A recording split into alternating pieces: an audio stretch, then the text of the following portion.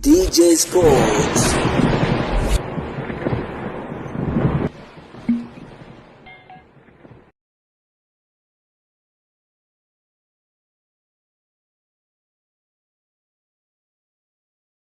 Afisa wa habari wa klabu ya soka ya Simba Ahmed Ally ameweka wazi ya kwamba kabla ya safari yao kuelekea huko Rwanda, sofa Simba Sports Club itakwenda kutambulisha wachezaji wawili, ambapo kwa mujibu wa taarifa, zimekuwa taarifa nyingi kweli ambazo zinaeleza ya kwamba Simba Sports Club tayari hivi karibuni imeshakwisha wasaini wachezaji kadha wa kadha, akiwemo Sergio Baggio, moja kati ya nyota kutokea kule Ivory Coast, moja kati ya mchezaji ambaye alikuwa akicheza katika ligi ya Algeria kunako klabu ya soka ya USM Kachela. Bila shaka Simba Sports Club sofa wanatazamia kuwatambulisha wachezaji ambao wamekwisha kuwasajili kwa ajili ya kwenda nao kule kushiriki katika michuano ya Kagame, michuano hatari kwelikweli ambayo inaofanyika kule Rwanda. Sambamba na hilo, Simba Sports Club ni miongoni mwa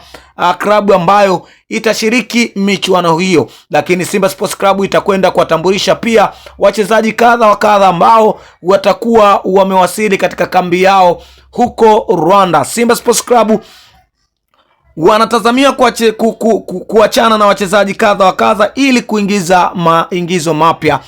Awali niliweza kusogezea listi ya wachezaji ambao wametemwa na klabu ya soka ya Simba ili kupisha usajili mpya ndani ya kikosi hicho cha wekundu wa Msimbazi Simba kilicho chini ya kocha Steve Becker. Bila shaka Simba Sports Club wanahitaji kutengeneza timu imara zaidi ili waweze kufanya vizuri zaidi katika michuano ya kimataifa. Moja kati ya update kubwa, usisahau kugusa neno subscribe kwa ajili ya kupata habari nyingi za kimichezo.